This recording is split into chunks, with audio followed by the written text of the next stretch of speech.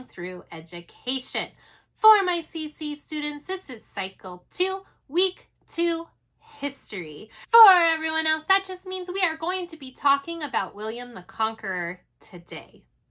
If you haven't already, go ahead and head on over to doodlingthrougheducation.com. There you will find your workbooks that go along with each of these videos. There's 4 worksheets per week per subject, and that is doodlingthrougheducation.com.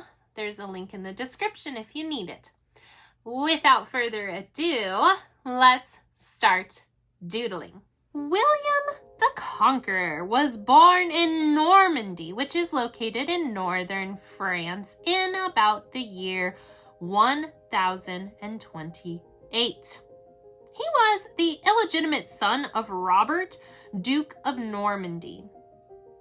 Because Robert had no legitimate children, William inherited his father's position when his father died in the year 1035. Now, William was the cousin of the English king at the time, Edward the Confessor. William claimed that Edward had named him as his successor during his reign, but then on his deathbed, Edward seems to have changed his mind and promised the throne to a man named Harold. Now, William heard about this, but then he claimed that Harold himself had sworn to recognize William as heir instead. But when Edward the Confessor died in January of 1066, Harold was crowned. This infuriated William, and he began to prepare an army for the invasion of England. Harold did the same and prepared an army of his own, but unfortunately, he faced danger from 2 different sides. There was William, who was claiming the English throne, but then the Norwegian king, also named Harold, but with an A, also wanted it.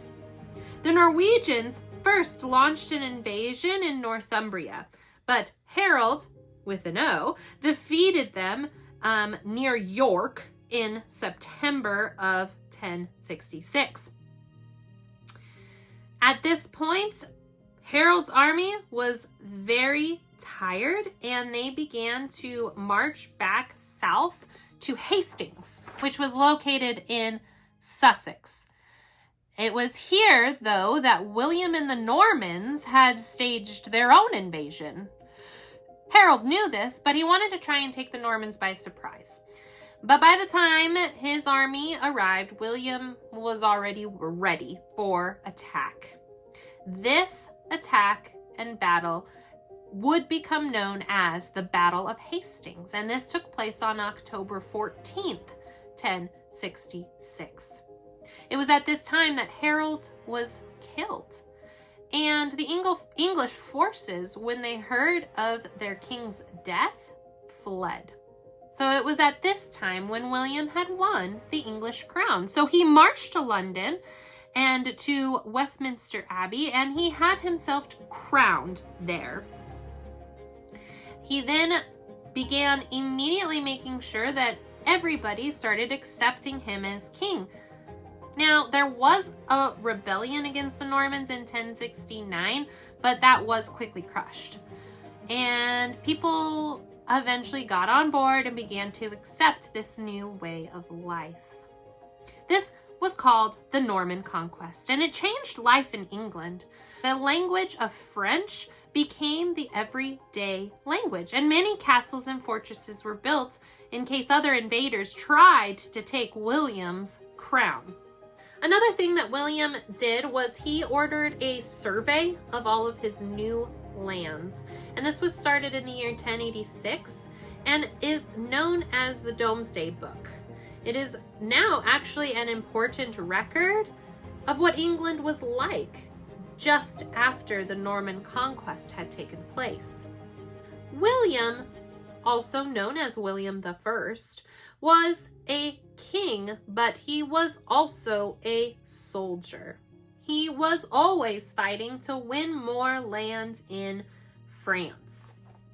Another notable thing that William the Conqueror and the Normans did was they built about 700 castles across England. And many of these castles are places you can still visit today, although some are in ruins. These castles were first made from wood, but then over time people have improved upon them by replacing them with stone. William I died in France on September 9th, 1087, in battle. William was 60 years old when he died and had sat on the throne for over 20 years. And this time in history is really known as a turning point in English history. And William is now known as the first Norman king of England. And that's all we have for today. So if you haven't already, grab your workbooks, complete those worksheets. You can do one worksheet per day to dive deeper into these subjects. And on that note, remember to be kind, follow God's will, and take care. Bye.